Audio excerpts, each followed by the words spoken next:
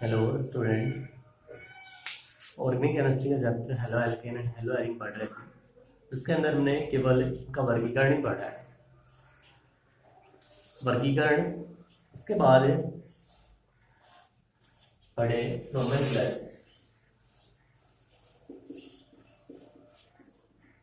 Halo alkane and hello Erin का नामकरण। नामकरण 11 सामान्य नाम, आईयूपीएसी नाम, सभी तरह के सभी के नाम पढ़ चुके हैं हम इसी तरह से। तो सामान्य नाम की बात करें तो हेलो एल्कीन का जो सामान्य नाम है, सामान्य में कहेंगे उसे एल्किल, हैलाइड, और आईयूपीएसी में कहेंगे हेलो एल्कीन। इसकी बात नहीं कर रहे, केवल हमें हेलो एल्कीन की बात करें। इसका सामान्य नाम होगा एल्किल हैलाइड, आईयूपीएसी नाम होगा हेलो एल्कीन। एक एग्जांपल लिया हमने CH3Br। CH3Br इसके अंदर कार्बन कितना है? एक कार्बन। एक कार्बन का एल्किल गुण होता है मैथिल होता है।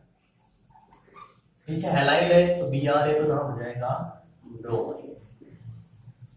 आईयूपीएसी के अंदर इसका नाम हेलो एल्कीन। पहले हेलो लिखेंगे तो हेलो कौन है? Br। Br का नाम हो जाएगा ब्रोमो। एल्केन एक कार्बन की है तो मैथिल, नाम हो जाएगा ब्रोमो मैथिल।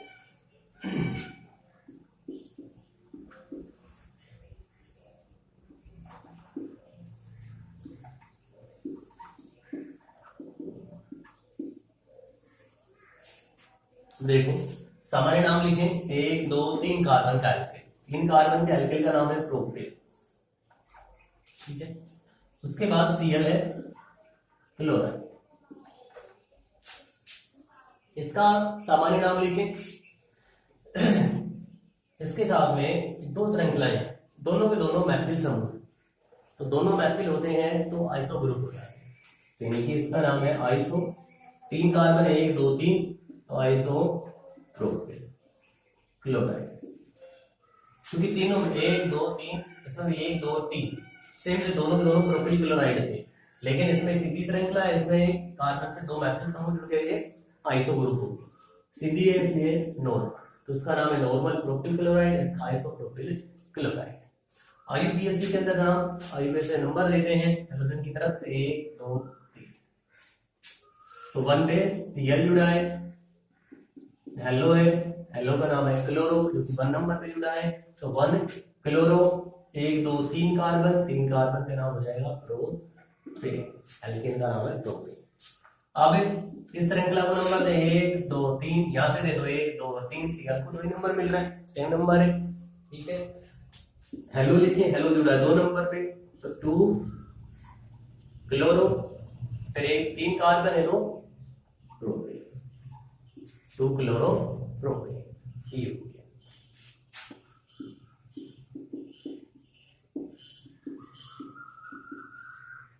ये है, इसका नाम लिखिए हम। सामान्य नाम में देखें 1 2 3 और 4 कार्बन का है तो नाम ब्यूटिल। एल्किल का नाम है ब्यूटिल, Cl है तो क्लोराइड। लेकिन कौन सा ब्यूटिल क्लोराइड है वो देखना है। तो एक कार्बन से 1 2 3 श्रृंखला है, तो कार्बन कौन सा है? टर्सरी कार्बन, तो टर्सरी लिखेंगे, फिर लिखेंगे ब्यूटिल, फिर क्लोराइड। आईयूपीएसी में कार्बन श्रृंखला सेलेक्ट करते हैं तो सबसे लंबी कार्बन श्रृंखला ER, नंबर दिया 1 2 और पहले लिखना हेलो, फिर लिखना एल्केन, तो हेलो जुड़ा 2 नंबर पे, नाम है क्लोरो, तो 2 क्लोरो। एल्केन, एल्केन जो है वो साथी श्रृंखला में है, तो बाहर कौन बच रहा है? एक CH3 समूह जो 2 नंबर पे जुड़ा है। बाहर जो समूह जुड़ा है एल्केन के रूप में है, तो उसका नाम हो गया मैथिल। श्रृंखला में 1 2 3 कार्बन, तो 3 कार्बन के एल्केन का नाम हो गया प्रोपेन। तो ये हो गए हेलो एल्केन के नाम। अब हेलो एरिन के अंदर देखें कि जैसे मान लीजिए बेंजीन रिंग से ऊपर जुड़ा हुआ है Cl, तो सामान्य नेम डायरेक्टली हम हेलो एरिन के नाम लिखते हैं, तो आईयूपीएसी नाम ही लिखते हैं। आईयूपीएसी में वही नाम होगा, सामान्य में वही होगा। तो यहाँ Cl जुड़ा है, Cl का नाम होगा क्लोरो, एरिन की जगह कौन है? बेंजीन, तो उसका नाम है क्लोरो बेंजीन। यहाँ Cl, यहाँ Cl। अब 2 क्लोरो जुड़ गए, तो 2 क्लोरो जुड़ गए तो डाई लगा देंगे। कहाँ कहाँ जुड़े हैं? 1 नंबर 2 नंबर, तो 1 पे और 2 पे 2 बार है, तो डाई। कौन जुड़े हैं? क्लोरो, और है कौन है? बेंज। यहाँ जुड़ गया Br, तो नाम हो गया ब्रोमो बेन। ये हो गए हेलो एलिन के नाम।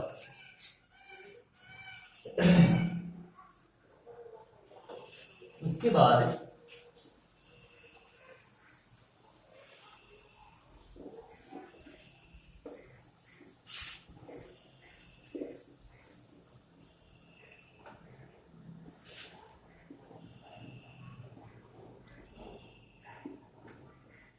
Halo alkane and haloarene जो होती है उनमें पढ़ते हैं समावयवता। समावयवता की बात करें तो उनके अंदर पहले जो समावयवता होती है चेन आइसोमेरिक, श्रृंखला समावयवता। श्रृंखला समावयवता किसे कहते हैं? कि वे दो या दो से अधिक यौगिक जिनके अणुसूत्र समान हो, जिनके अणुसूत्र समान हो लेकिन कार्बन परमाणुओं की श्रृंखला भिन्न भिन्न हो, वो श्रृंखला समावयवी कहलाती है। जैसे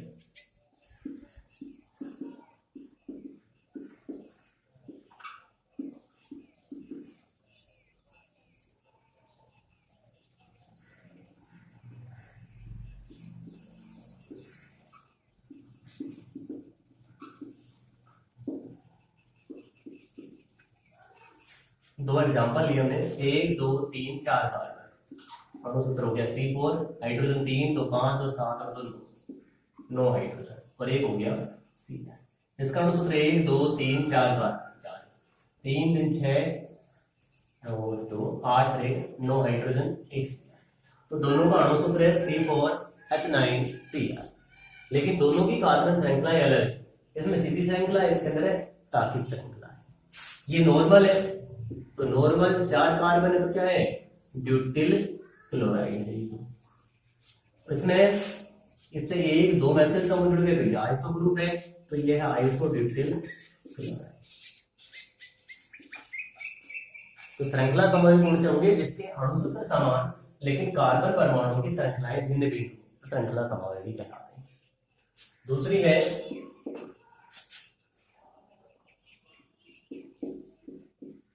पोजीशन आइसोमेरिज्म, स्थिति समावयवता। स्थिति समावयवता कि जिनके अणुसूत्र समान लेकिन प्रतिस्थापी समूह फंक्शनल ग्रुप की जो स्थिति है वो अलग है। कार्बन परमाणु की जो अणुसूत्र है वो तो उनके समान होंगे, लेकिन क्रियात्मक समूह या प्रतिस्थापी समूह की जो स्थिति होगी वो भिन्न भिन्न। जैसे CH3 CH2 CH2 CH, एक CH3 CH CH3 अणुसूत्र की बात करें तो 3 कार्बन 3 2 5 2 7 हाइड्रोजन और 1 Cr।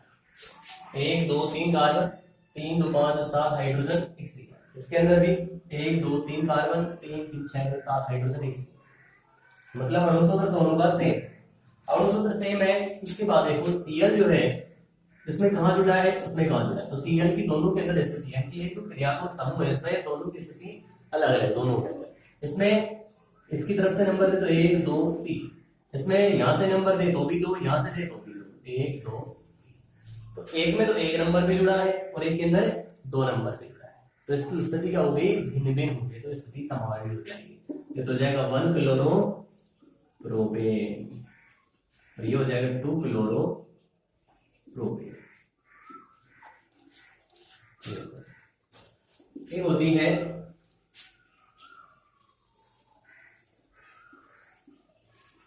Optical isomerism, प्रकाशिक समावयव।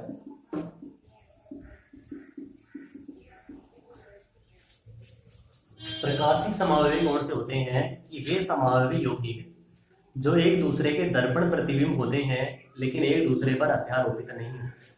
जैसे देखो हाथ है, ये हाथ को जब दर्पण या शीशे के अंदर देखते हैं तो इसकी तरह दिखाई देता है। उसके बाद में इसको उठा के इसके ऊपर रखते हैं तो ये नीचे वाला पूर्ण रूप से नहीं ढक पाता है क्योंकि ये बाहर रहता है। तो ये दोनों कौन है, ऑप्टिकल आइसोमर कि जिनके एक दूसरे के दर्पण प्रतिबिंब है, इसका दर्पण प्रतिबिंब ये है लेकिन एक दूसरे के ऊपर आधारोपित नहीं हो रहे, ये बाहर है, तो वो कहलाते हैं ऑप्टिकल आइसोमर। जैसे यहाँ CH3 सी के साथ इधर Cl इधर H CH2 CH। एग्जाम्पल लिया हमने ये वाला जिसका अणुसूत्र है C4 1 2 3 4 और हाइड्रोजन है 3 4 6 3 2 और 1। ये इसका बनाते हैं दर्पण प्रतिबिंब। इधर देखिएगा कार्बन है, ये वाला हाइड्रोजन उधर देखिएगा, Cl इधर देखिएगा, ऊपर CH3 तो CH3 हो गया, नीचे वाला इसका इधर CH2 है तो इधर देखिए। अब इसको उठा के इसको ऊपर रखते हैं तो नीचे वाली संरचना नहीं रखेंगे क्योंकि अब H के ऊपर कौन आ गया, Cl आ गया, इधर Cl के ऊपर H आ गया, तो ये एक दूसरे के ऊपर अध्यारोपित नहीं हुए, तो ये कौन है, ऑप्टिकल आइसोमर कहलाता है। जिनके अंदर मुख्य रूप से 3 प्रकार की आइसोमेरिज्म होती है, chain isomerism, position isomerism and optical isomerism, 3 तरह के आइसोमेरिज्म। उसके बाद पढ़ते हैं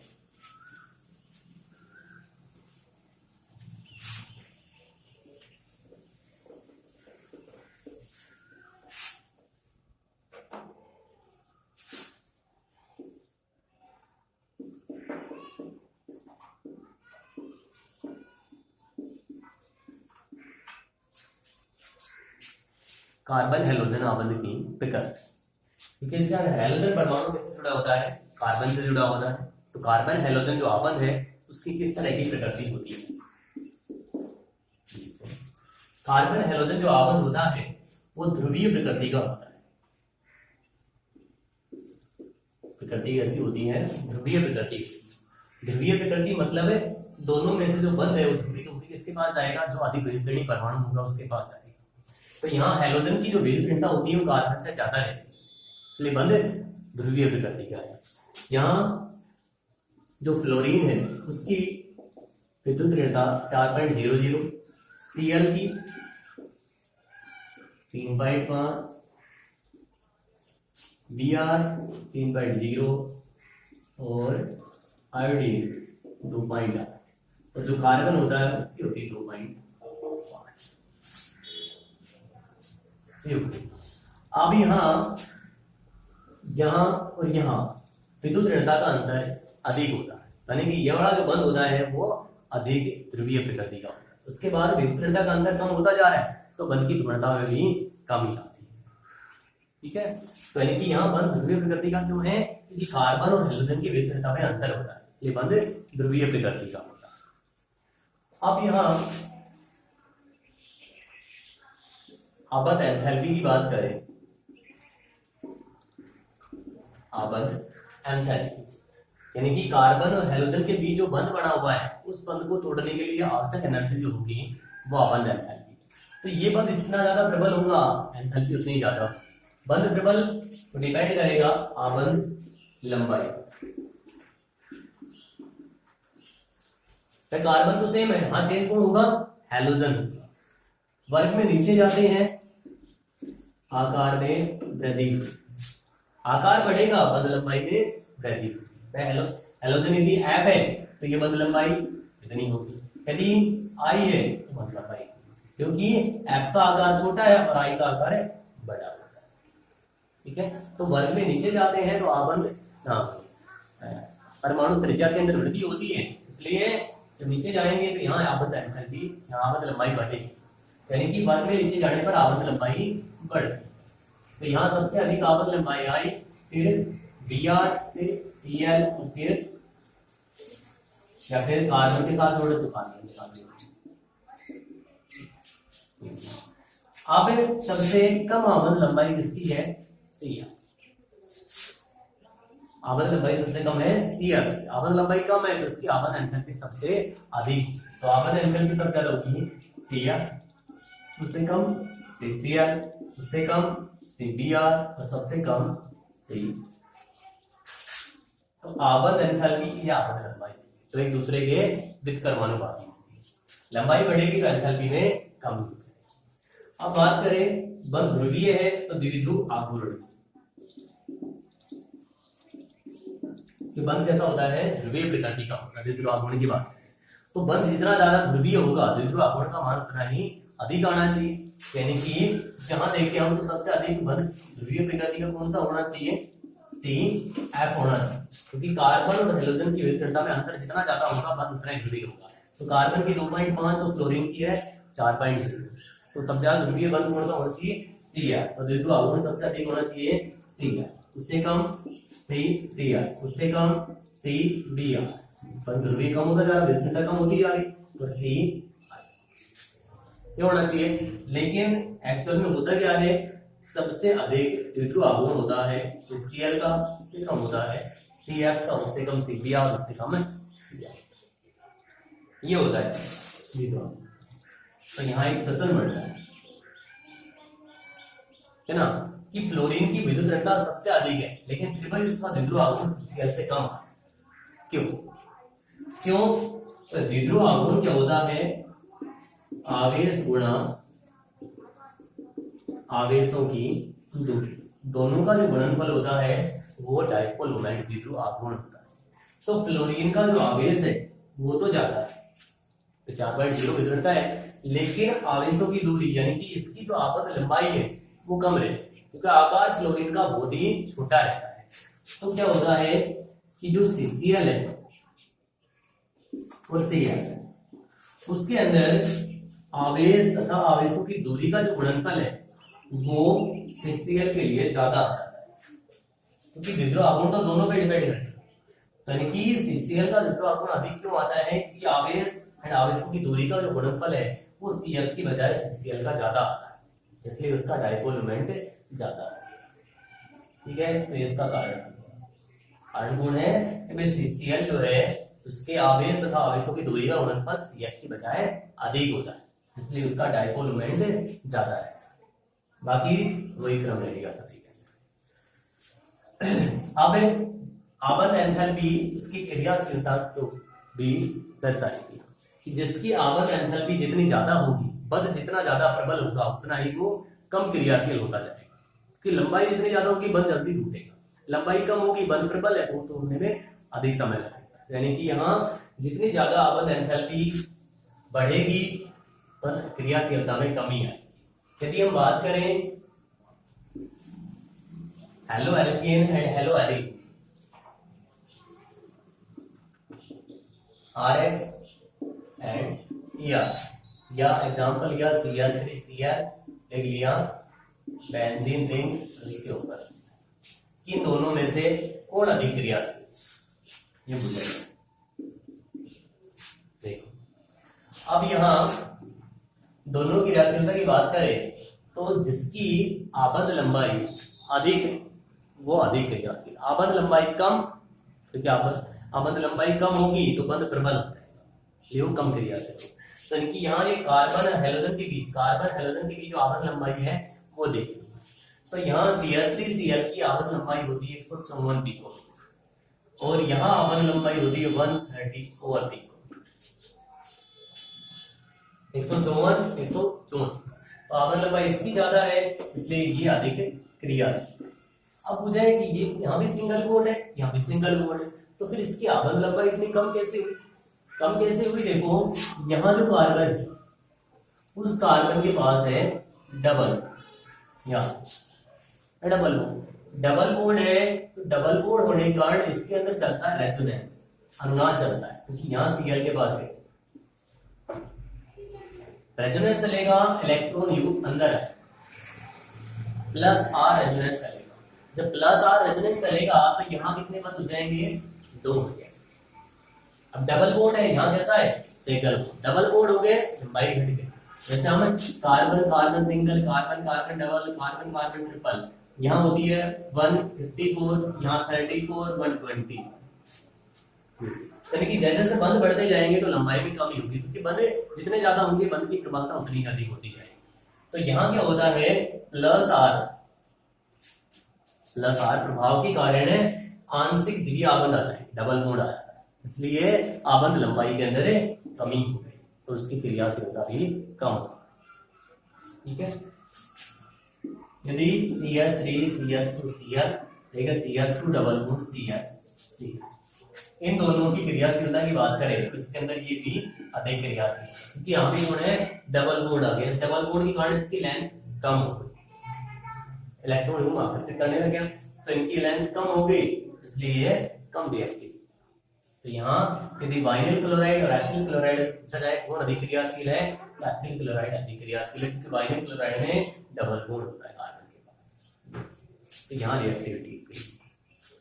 अब उसके बाद पढ़ेंगे हम हेलो एल्केन की प्रिपरेशन, जो कि कल की क्लास में पढ़ेंगे।